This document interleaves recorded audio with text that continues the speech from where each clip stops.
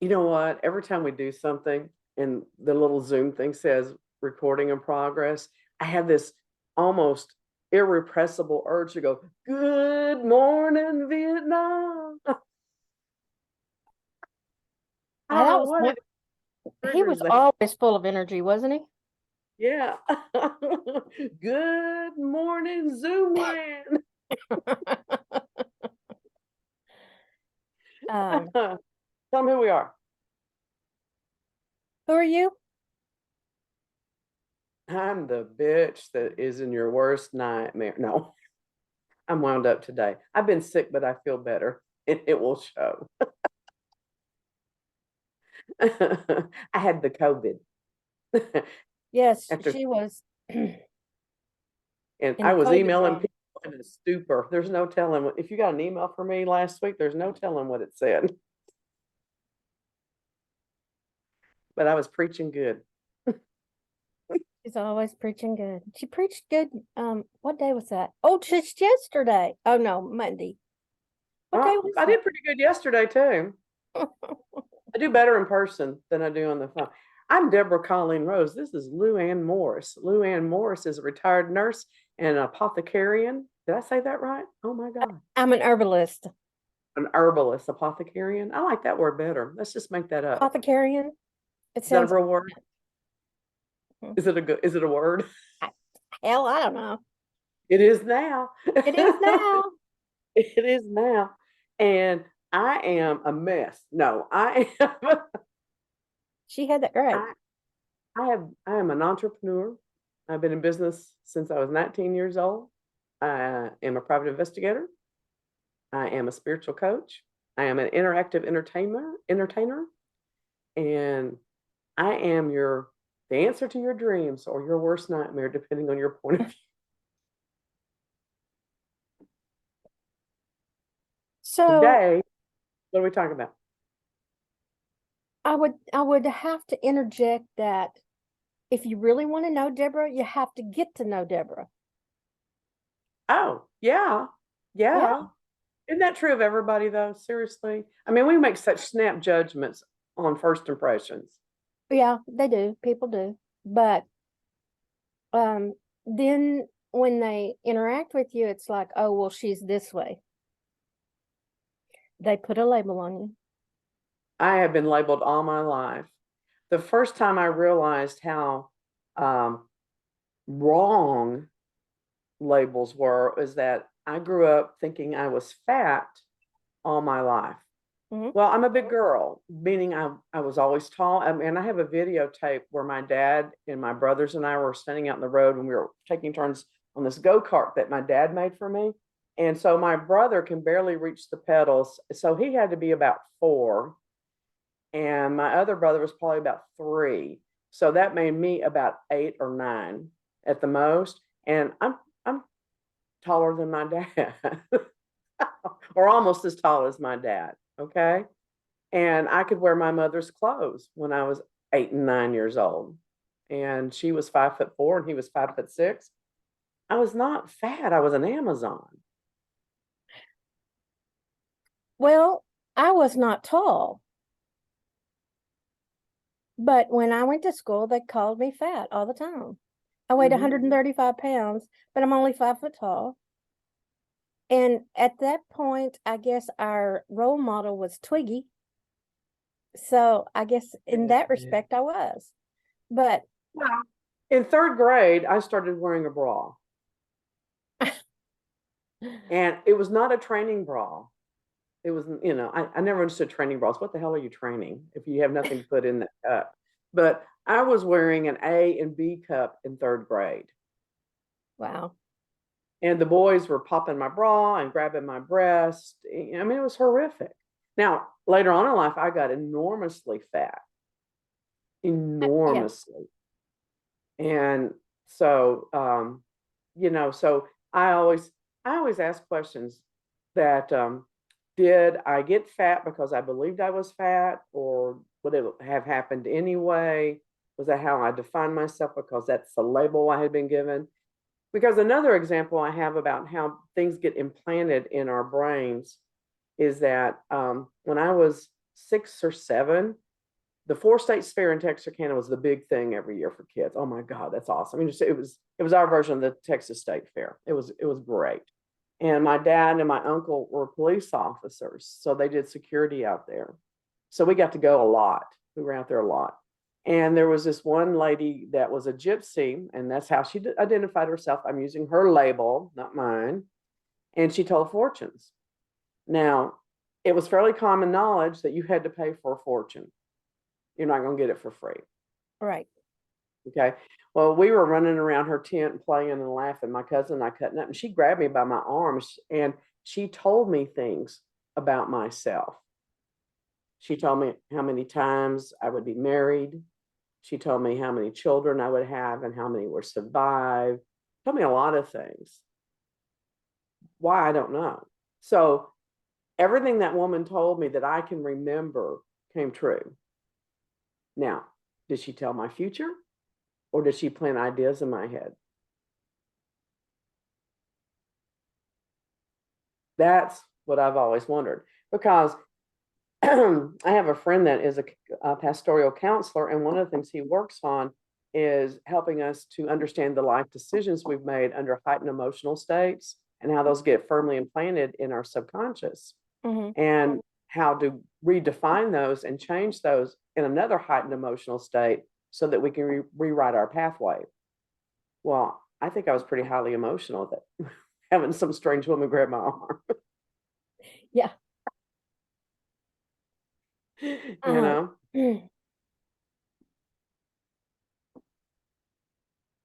I can't say, but I know that that was the term that defined me, and it went straight to my heart. But I think my weight went on because of trauma. I lost my parents. I lost my grandparents. All of this within, 5, 6, 7 years of each other. And I think that I went to comfort myself. And my grandmother always taught me to comfort myself by, guess what? Eating. Yum, yum. So I'm not saying that that particular label that I was given growing up planted an idea. I think that it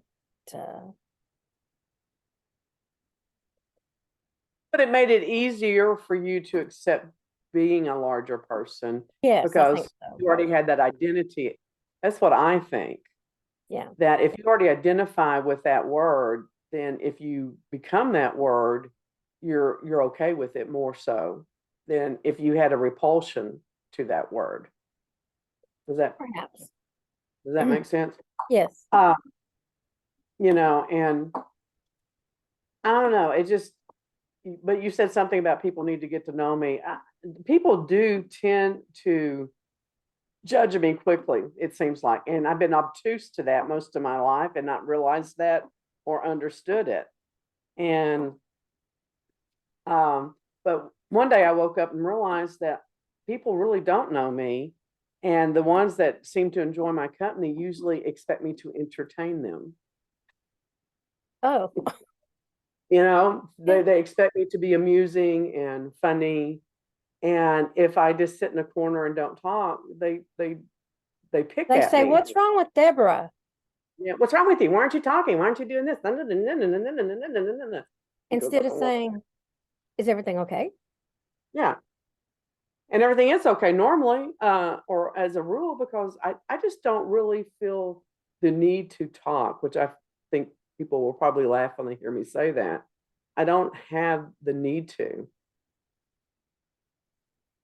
I can literally, and I think that's why I was such a good private investigator, because I literally sat for days and didn't talk to people, doing surveillance, doing observation. And a lot of times when I would talk to people, I would have to be very careful what I said so as not to blow my cover, because I worked undercover on cases. What am I doing? It's like I'm directing a choir. You're shooing the flies. I don't know. Stop. So, but, I will say that it caused me a lot of grief about 10 years ago when I realized that I didn't feel like very many people really knew who I am. or who I Well, can be. it's very I'm an introvert. Yeah, who would know that, you know? No one would know that. No one would know I prefer to stay at home instead of go places because I talk a lot. Once I get to know you, you can't shut me up. I did not lie. That is correct. No. The only person you lie to is yourself. Yes, I do lie to myself. Mhm. That's how I protect myself. I lie to myself. And I'm just ignorant. I mean, for someone to be very smart, and I am a very smart person, I'm not bragging, it's just a fact. I really can be stupid though. I can understand why people do things, but I don't always understand how they react to me and why they're reacting that way. I'm socially obtuse at times. Obtuse Well, is the word of the day. I'll tell you, okay. Well, I do sometimes, because people are different, thank God. I will say I don't understand what that means from coming from you. I don't understand that perspective. My perspective says that it means this, this, and this. Well, I think that's a valid point that is huge for everyone because you can throw out words and it may mean one thing to you and it may mean something else to someone else. Mm-hmm. Um, and my mind just went blank. I can't even think of a good example, but well, like fat. I was not fat. I was big. I was voluptuous. I had womanly curves at a very early age. I started my period on my 9th birthday. So I matured more quickly. Um, so I was not fat. To the other kids, I was probably shocking because they were still these little bitty kids running around, and the boys, Right.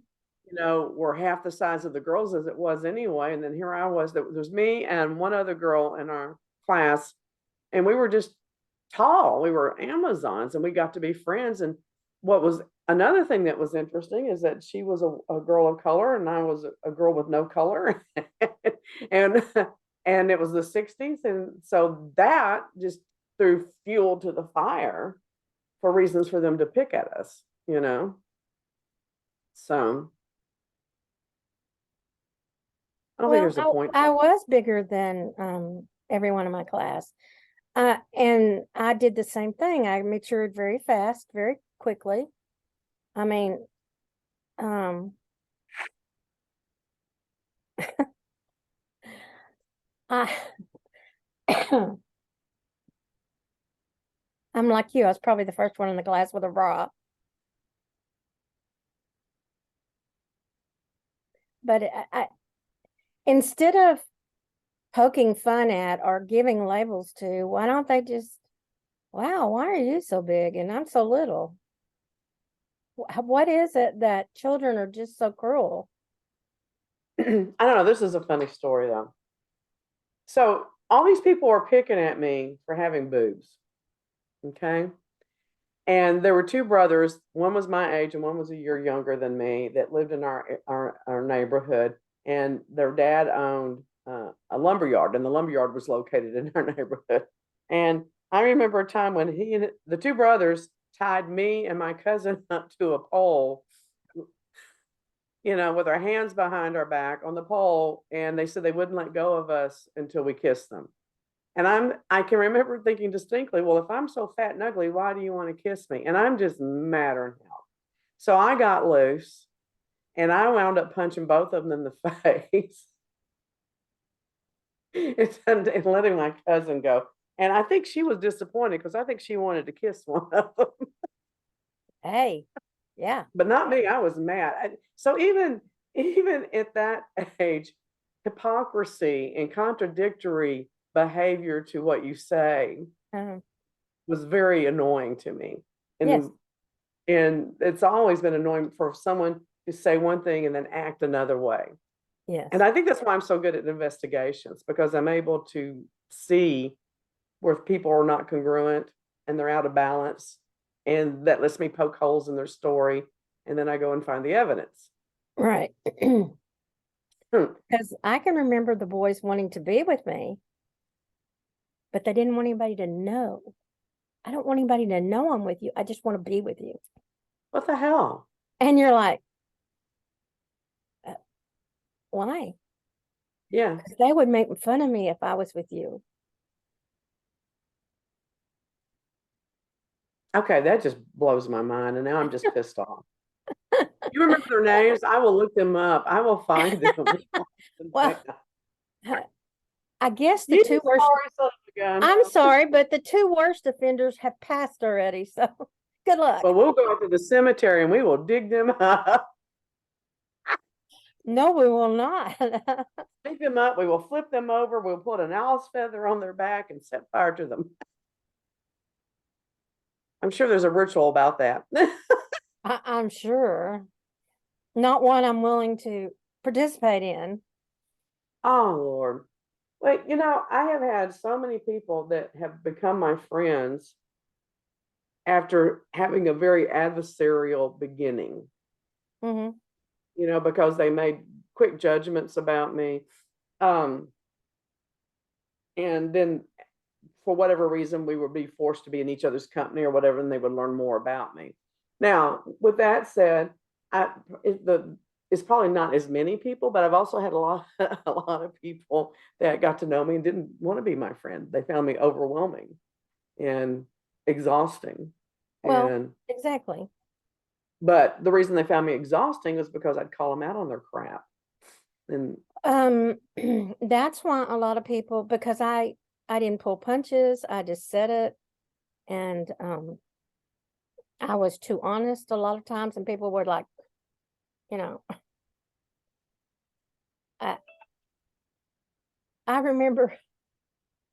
I remember being at church one time, and I tried to sit with the kids.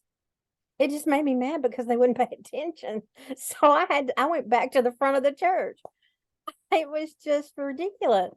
I was there to listen and participate, and they were there to be kids. And so a lot of that maybe has to do with the maturity level. well, maybe because you bring up a really good point. In a lot of ways, I was a goody two shoes. I was like you. If we're here, we're going to listen. We're going to participate. We're here. We're going to do the best we can. Otherwise, we're not going to be here. And when I became a teenager, I got more rebellious because I saw the stupidity of a lot of things. Mm-hmm. And also, I got very angry about my own personal life. But even so, I was not openly rebellious so much, especially at home. I figured out how to follow the rules and break the rules at the same time. I learned to live in that gray area a lot. But at school, I was very vocal, but I didn't break any rules. So, I got nicknames like Mouth of the South, things like that. But here's the thing. The same kids that called me Mouth of the South would be the same kids that would come to me and say, look, we got a problem with the administration, or we have a problem with a certain teacher. Can you go and talk to them? And I would. So they knew somewhere along the line that I was able to communicate well, that I was trustworthy, and that they could count on me. So they still felt the need to make fun of me. So, but I didn't Which care. makes no sense. Well, I can remember Robert, he was diagnosed with attention deficit disorder. What? No, I wasn't listening. What? No. And so it was every time you talk to a teacher about him, it was, well, he has attention deficit disorder.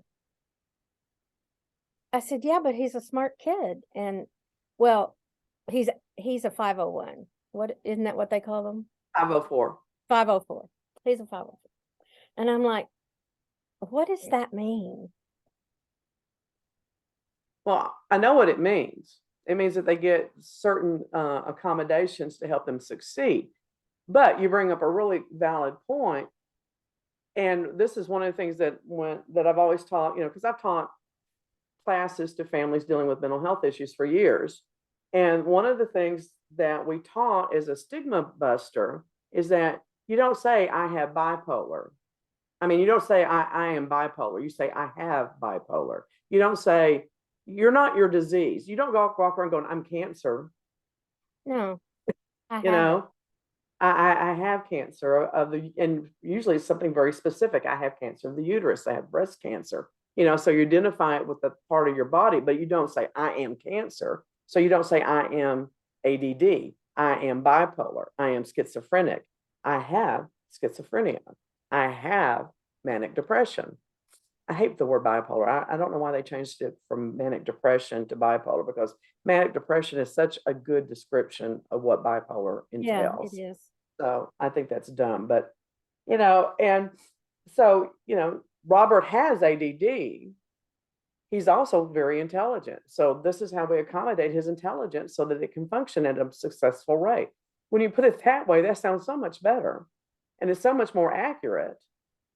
And that's what I do when I go to other people's 504s and advocate for them and their children, is make sure that we're dealing with the right attitude, because no matter how many rules or regulations or accommodations you put in place, if the attitude, again, with that label, is wrong, then it's going to affect the success rate of everything that you're doing. Well, if I had grown up in his era, that would have been labeled ADHD because I have an attention problem. I always have had. And you know, people try to put that off on what did the mom do? What did she eat? What kind of medications or drugs did she take? Who cares? It It's doesn't not, change the fact. no. It does not change the fact, you know. Why am I so socially obtuse? What the hell did my mother do? Who knows? Who cares? You know, just maybe she didn't do anything. She did drink beer when she was pregnant with me. I think that is why I like beer. Well, maybe. You But know, but I don't try to drink it through my belly button. thank God. Thank God. Jeez. That I would wore be my amen shirt embarrassing. today. I wore my amen shirt. Can I get an amen? Amen. Can I get an Amen. amen? Amen. So, but I think people need the comfort of labels so that they can identify who and what they're dealing with. But at the same time, by having labels, it limits who and what they deal with. Well, you can't, I mean, there are certain, you know, people want to know how you feel about them. And I said, you have to, you know, you're exciting and you're intelligent and, you know, I love to have a conversation with you and you're very engaging, but you have, when someone wants to know how you feel about them, don't you need those labels? So are we only talking about negative labels? So labels, though, there's a difference, I think, in a label and a description. Okay. I have red hair, or I did at one time. Okay. That's not a label. That's just a fact. I have red hair. I have pale skin. That's not a label. Now, if you say I'm a cracker or, you know, a honky, Mhm. that's a label because you're putting a judgment value on my pale skin. Mhm. Okay. So I think labels, where the problem comes in with labels is the judgment that is attached to those words. You know what I mean? So I'm going to go here. I'll be very careful because I don't want to be offensive, but I want to make a point. That's why it's okay for the Black community to use the N word, and it's not all right for the white community to use the N word. And it's because of the judgment attached to that word by the two different communities. How hard is that to figure out?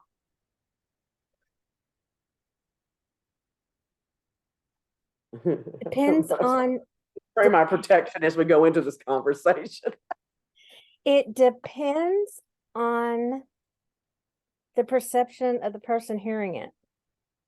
Well, of course. And so then you've got community standards, which is broken into the different ethnic groups, financial groups, cultural groups, sex groups, sexuality groups, which is not the same thing. And then you have the relationships on one-on-one. Okay, so like I can say certain things to you and know I can get away with it because you know what my intent is. Mhm. Whereas if I said the same thing to someone else, they might be offended or shocked or even feel threatened. So like when you frustrate me and I'm like, oh, Luann, I just want to slap all 4 of your cheeks individually, you get it. And it breaks the tension. It makes you laugh. It makes you smile because you understand where I'm coming from. If I Mhm. said that to someone I just met, they might be a little threatened or they might want to follow me home depending on how they're bent, you know? Or they might want to file a complaint. Where do I file a complaint against Yeah, sexual because harassment? verbal assault is a real crime. Mhm. So again, you have to be careful what you say and who you say it to. So, I agree. and then other people say, "Oh my God, what a president! All 4 of my cheeks. Let me bend over." And some of you know what I'm talking about, so don't even go there. Well, okay, so it's the intent. So do we allow professionals who give us these labels of bipolar and manic depressive and You get a ADD? diagnosis. You cannot label me as manic depressive, schizophrenic, but you can give me a diagnosis so that I can Mhm. figure out a treatment plan for it. Mhm. Okay, just like you can give me a diagnosis of shingles or you can give me a diagnosis of COVID. But I'm not typhoid Mary because I have COVID, So again, it's about um, defining what those labels truly mean and how people perceive them. Um, so I think having definitions is different than labels. Okay. So Now, it's a you do not have to to a say I am morbidly obese to just say, you know what, your weight is not the healthiest it needs to be. no, but I've heard that. You know what? And that just is a perfect example of how the medical community is so out of touch with the rest of the world with some of the words that they come up with. Morbidly obese. And Well, why don't I just die because I'm just too fat to walk? I changed doctors once, and he started in on my weight, and I said, I appreciate that you want me to be healthy, but I have been this weight for a very, very long time, and it's not going to change no matter what you say. So, um, if you continue to harp on me every time I come in here, I'm not going to come back. Well, and people can see when someone's size. What they can't see is the reason why they're Mhm. that size. Because there are just as many unhealthy, very, very thin people, and some of them even need to gain weight to be healthier. And so, like, I haven't really talked about this much, but it's been 10 years now. Yeah, 10 years now since I lost all of my weight. And so I started out being a big girl, continued being a big girl, had 2 children, and then my weight just exploded. Okay, just exploded. And no matter what I did, I continued to gain weight. And I saw, I don't know how many doctors, um, herbalists, holistic doctors, went to these clinics where they gave us IVs to clean out our system from candida. I mean, I did it all. And I finally went to this doctor and he says, we don't know what's wrong with you. You're actually very, very healthy. My blood pressure was perfect. Everything was perfect. He goes, but here's one oddity about you. You're 5'10", but your organs, your heart, your lungs, your stomach, your intestines are the size of a man that's 6'4". Oops. So I had these really large organs in my body, and I had a short, squatty body. All my length is in my legs. So, you know, that is troubling, but it's not causing you troubles. But what's causing you troubles is that your hormones are out of control. I had enough testosterone in my body for 20 people, for 20 men. When your body has too much testosterone, it will start producing estrogen to counteract it because testosterone is very hard on the liver and very hard on the kidneys. And I had Hashimoto's with my thyroid, and they couldn't get it under control. So this doctor goes, well, here's a gamble, and I will do the surgery if you're willing to gamble. And they had a weight loss surgery called duodenal switch. And I don't think I ever say it right, but that's what it is. And basically what they do is that they take out half your stomach, just take it out, and they dislocate part of your intestines so that your food processes faster. You'd eat less and then it processes faster. And so your body cannot absorb everything that goes through your system. And because of that, you have to take millions of supplements so that you don't die of malnutrition. And I cried. Cried. Bottom line is, long story short, I had the surgery.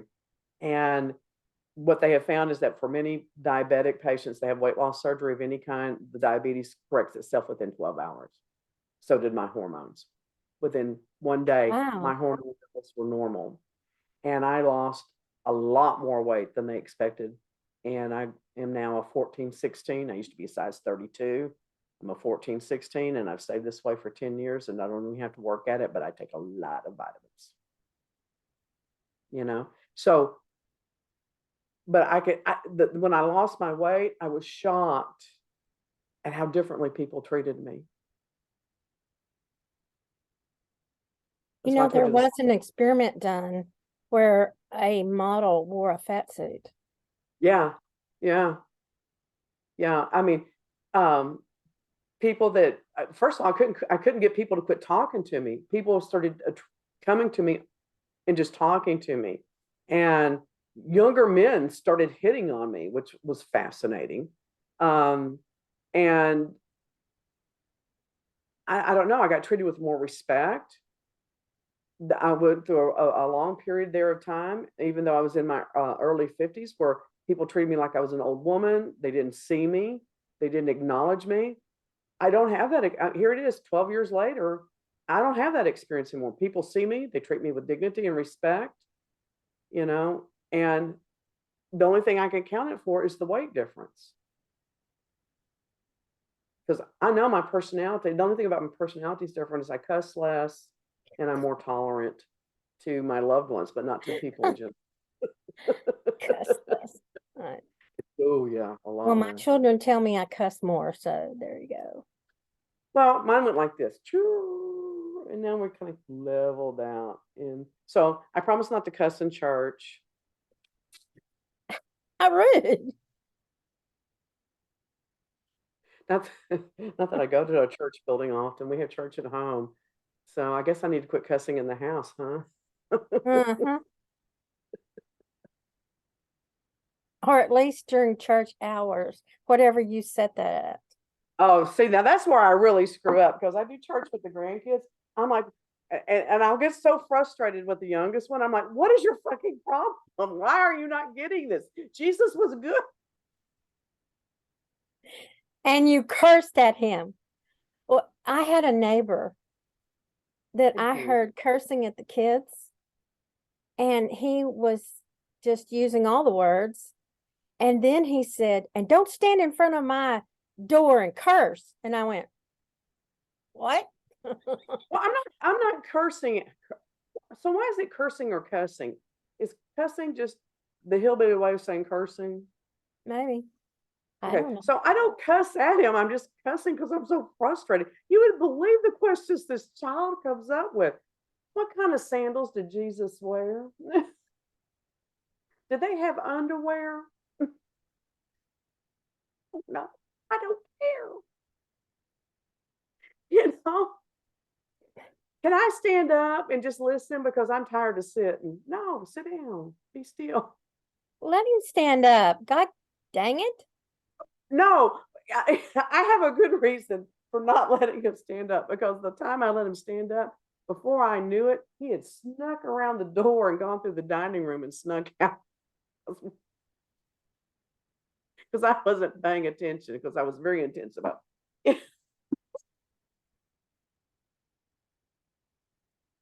Oops. I mean, I am only human and I don't do it often. But seriously, you would have to have the patience of God sometimes with this child. You really would. So are you telling me that if he was here to teach us, that he would be cursing? Oh He no, because would, I'm a good kid. I would sit there and be quiet, and you would be too. So he wouldn't at us. And I think that the power of Jesus would be so strong that most people would not be willing to say anything to his face and do stupid things to his face. no, but I might ask about his sandals. I'm not asking about his underwear though. I might look if he sits right. Oh, But I'm not. I mean, seriously. But he's improved. I've improved, so it's not so bad. But the difference is I'm not ashamed to admit that I make mistakes. I don't feel like I have to put on my church hat just because we're talking about God. You know what I'm saying?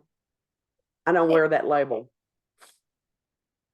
we should be able to speak about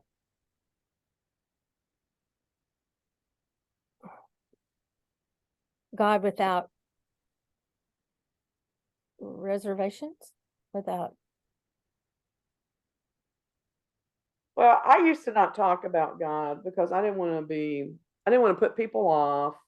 I didn't want to turn them off. I didn't want them to think I was a Jesus freak or overly religious, uncool. Not that I've ever been cool, but I could at least try. Um, Seriously, I would talk about things in broad concepts. And now I can't stop talking about God, and I'm sure people just think I'm become a fanatic. And again, another label.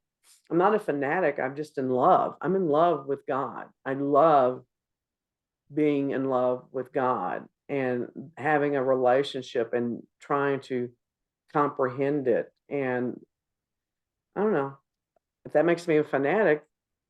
That sounds negative, and everything I feel about my relationship with God feels very positive. You know. Well, and people have trouble understanding when they say, I'm a card reader. I use cards to interpret what I hear, what I see, what I feel about other people when they want to know things. They tell me I'm going to hell. Well, you can't go And I someplace that exists. and I say to them, I feel that my talents are God-given. I believe in God. Why would I think that what I do with my talent is causing his wrath? Well, it's because they don't understand what they don't understand it because they don't have a personal Mhm. relationship in my experience, not my opinion, but in my experience. Because I was afraid of my gifts for years because Mhm. I didn't want to offend God, and then I realized I was offending God because I wasn't accepting my gifts. Yeah. You know. So, do you believe that, Yeah. No. What? or do you think, or are we labeling people when we say, um, well, you feel that way because you're religious, or you feel that way because you're Baptist, Methodist, Presbyterian? I mean, Oh yeah, I think people jump to a lot of conclusions when they find out that someone's, just like being, someone told me once last year that my ADD's bad today. Can you tell? mm, I can't still. Um, that I was conservative, and I'm like, are you kidding? No one's ever called me conservative in my I life. would never call you that. There are some things I'm conservative about, though, but I'm not a conservative person. In fact, I push the envelope on just about anything and everything I do. I'm also not a liberal, though, because that would mean to be one or the other means that you have ideas that you're willing to impose on other people. Well, And the only idea I have that I'm willing to impose on other people or in my family because I want them to do things my way, so I don't have to deal with their bullshit. So, you know, yes, does but that I learned that doesn't always work. So, and what I'm finding out is that it's kind of hard to describe. It came to me, my COVID fever, Oh Lord. Mhm. that the start of the Christian church had things right, and where everything got off track with the Catholic Church, and this is just my opinion, people, so don't be having a fit. The Catholic Church, and even with Martin Luther King and stuff, is that instead of telling people what God's love was like and how to have that interaction from a Mhm. loving standpoint, they use fear. Mhm. And the minute that happened, everything got derailed. Yep. Fire, hell, and brimstone. Because to me, and I'm just glad I don't have to know this. It's not my job to know this. I don't have to know this. All I have to do is know what I do here. But to me, I don't believe that there's a hell the way that we're taught. I think hell is the absence of God in your life. So I think people go in and out of hell constantly. Yeah. Well, I carry a mustard seed in a little vial to remind myself that's all the faith I need Yep. to make it through. And here Yep. the person who hates people quoting scripture says,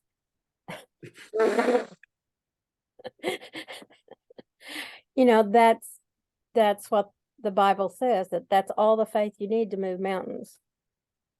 Well, and I don't believe in taking like one or two scriptures out of the Bible and saying and building a whole philosophy around that or Mm-hmm. an idealism.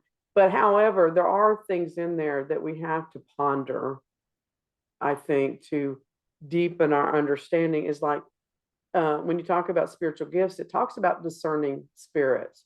Well, if we're not supposed to talk to spirits and angels, why do we need to discern them? And if you can't discern spirits, how do you know when you're talking to a fallen angel or to God's warrior? You know, Mm-hmm. and Jesus even is quoted as saying, "Look to the stars for the signs." Well, I don't think that was a metaphor. Maybe it was, maybe it wasn't.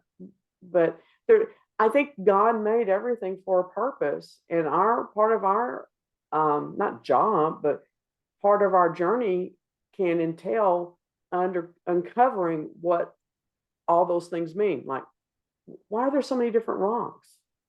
And why do they feel differently to me when I pick them up? They all feel differently. Why are there so many herbs? Why couldn't Right. there just been like one thing that you ate and that cured everything? You know? So those are the type of things that make me keep an open door policy about what goes on in this world. And I will say this, and this will just piss so many people off. Oh, well, label me, go ahead. We need a People, disclaimer. yeah, I do think that there are a lot of, I think this is, and I think this is where people get fearful. Um, there are a lot of psychics in this world, and that's how they label themselves instead of prophetic ministers or something of that way. So they take the label out that identifies them as being a believer in God. So that creates fear for a lot of people. Okay. Once they take the label of God out of their identity, when they, communicate who they are, they have such accurate information sometimes that it is overwhelming and can be frightening to where they give time, dates, names. And the first thing I do is I sit down and I get involved in my connection with God. I go, okay, where does this information come from and does it serve your purpose?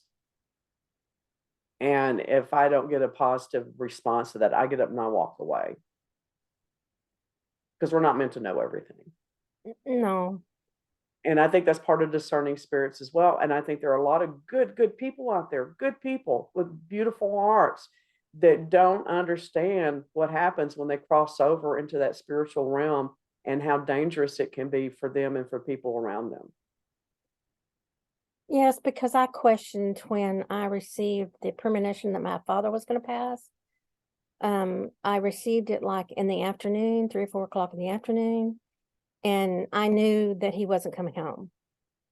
And so at 10 o'clock at night, I look up and see 3 people standing at my door, ringing the doorbell, and I'm going, okay, so what purpose did it serve for you to tell me 4 hours before he passes that he's going to pass? What purpose was that? Well, it was not for me to change anything. It was for me to be a little bit better prepared and not broadsided by the revelation. Yeah, I think that's possible. You know, But then I think it's also possible that people get premonitions like that, and it's to disturb them and upset them because they didn't act on them, and then they don't find peace if that person passes. well, I did go out and try to talk to my dad and try to get him to stay home. He says, you're being ridiculous. So I did get to talk to him. I did tell him I loved him. I did hug him. And so maybe that was the other purpose.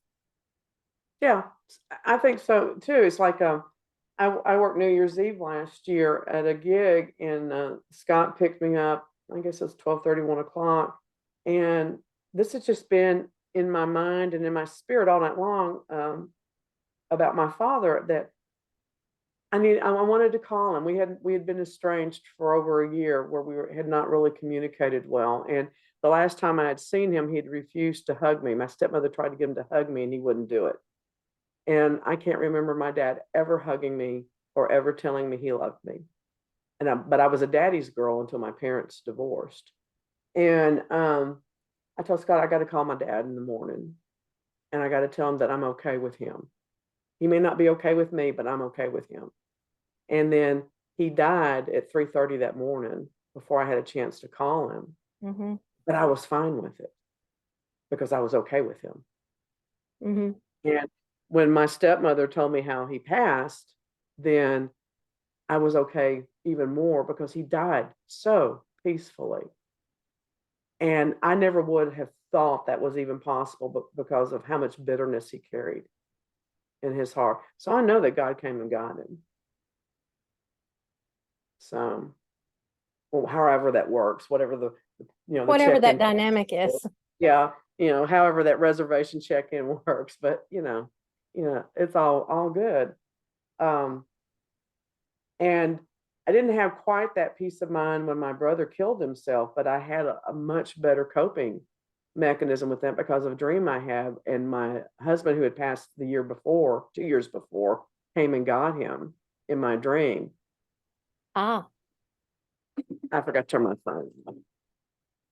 So maybe we digress just a little, but we're kind of talking about labels and putting labels on things. And here's a label: we're sassy, yeah, we're smart, we're super fun, we're spiritual, we're silly,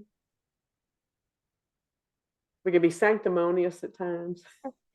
and I think that the main thing that I want to get across with just sitting and talking is that you need to have discussions with your friends.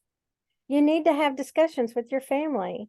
You need to, why do I feel this way? Or, I mean, not 24 hours a day, but there should come a time that you should kind of, or if somebody puts a label on you, how do you feel about it? I have a lot of people tell me they don't talk to people like this. And I'm like, well, then why do you have friends and what do y'all talk about? I don't get it. Yeah. I don't. And again, I think that's my social inadequacies, possibly. I don't know what casual interaction look like.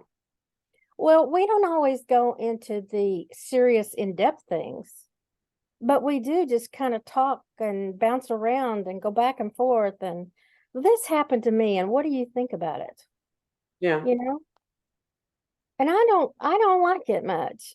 But then I had an interaction with someone else, and they were all about me and liked the way I looked and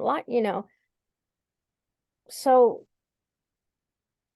Well, I still have to go to Scott and say, okay, so and so said this to me. That was rude, wasn't it? And he'll say, yeah, or he'll go, well, maybe they meant this. And that's just so weird that I can read people, but I can't read them in relationship to me sometimes. you know? I think that's common. How often do you throw cards down to read for yourself? I just stopped. Honestly, I just stopped. Yeah, Um, you can't. I have a terrible time doing it. you know why I stopped? When I pulled out 3 decks of cards and pulled out the same reading out of all three at one time, I'm like, okay, what is the point here?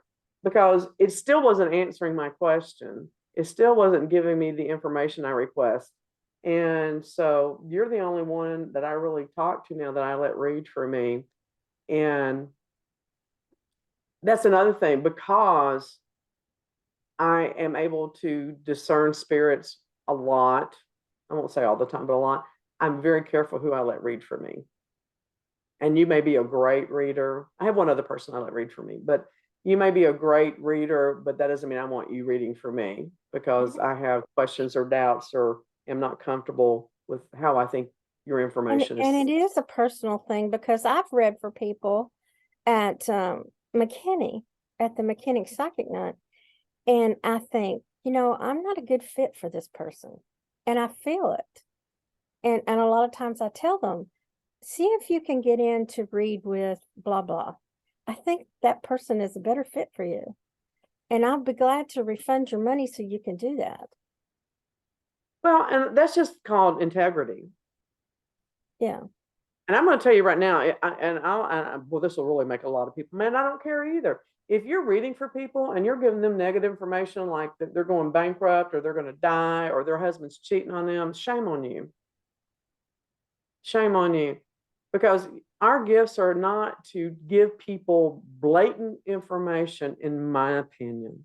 In my opinion, they are here to encourage others, to uplift them and empower them. Yes. But if you're reading for someone full time all the time, then Well, that's a relationship, though. It's a yes, relationship. then I think you need to say, I think you need to consider, because I read at a party one time, and of course, that's the one time we don't want to give bad information. We don't want to give negative information. When I Well, say you're in a bad, relationship with this client, and there's a Mhm, rapport and there's an intimacy there. mhm, So if I'm out and I see your husband cheating on you, as your friend, I'm going to call you and say, this is what I saw. Ask him some questions. mhm. Same thing with an ongoing client. But this is one of the reasons why I don't do private readings. Well, I don't I mind don't doing want those kind of private reading. relationships. Yeah. I don't want that Um, responsibility. I when I read it at a party, there were two men that sat down in front of me, and I threw the cards out, and I thought, well, crap, they're cheating. Yeah. So what do I say? I say, Yeah. have there been some things that you're not so proud of involving your marriage? But see, that's uplifting. That's encouraging. That's pushing them in a positive direction to look at themselves without being accusatory. And then, there's always those cards that say how they can fix it. And I said, well, the other thing I'm seeing is Either that tallywhack her up. oh, I think they just needed attention and they didn't know how to get it from their spouse. I have a tallywhacker story. Do you want to hear it? So, sure, why not? I don't know if I should tell her or just wait and put it in my book. I may never write my book though. So I'm going to tell it. Yeah, okay, tell it. My fourth husband was cheating on me. I mean, he was cheating on me from the very beginning. So on and off now for a year, I'm just sick of this. And it's, I'm at a place where I actually thought I might care what people think about me. So I'm embarrassed that in my fourth marriage, and it's just gone to hell in a handbasket in a year. And so I finally have had enough and decided I'm just going to suck it up and I'm going to end the marriage. All right. And so, because I caught him cheating again. And what really hacked me off is he was cheating by telling women stories about things that I had done, like he had done them, to make himself look big and important. I'm a private investigator. I'd put this person in jail, blah, blah, blah, blah, blah. And he wasn't doing crap. He was a truck driver. Okay. And so he cried and he begged and he pleaded, please don't divorce me. This is bad. I shouldn't tell this. Then don't. I'm not going to. You're right. I'm not going to. I'm just too pleased with this story, though. Because it was a personal achievement. It was. It was a personal victory, and that one that I will always cherish. That's I will good. say this. I will say this. I always felt like it was bad how how I handled this, and I should ask God for forgiveness, but and tell him that I wanted to be a better person, but I have never felt that sincerely, so I've never done that. And my Bible mentor says, "Well, maybe Deborah, the way I see it is that you were giving out God's judgment, and you were His tool." And I'm like, "Bingo! I'll take that." Okay, well, that's interesting. You were his All tool. right. So, do you have any final points you want to make or statements? Well, there's 1,000 labels and they're not all good. So if you're giving someone what did we decide? That if you're giving A judgment. a judgment, don't. Do your damnedest not to give a label as a judgment. No, and you know what? Here's the best way to figure things out as far as your own activities is that how would you want people to list you in your obituary? I want to be listed as a loving person, an honest person, a fun person, someone who loved her family and God, and someone that could be counted on and gave her best, even if it failed miserably.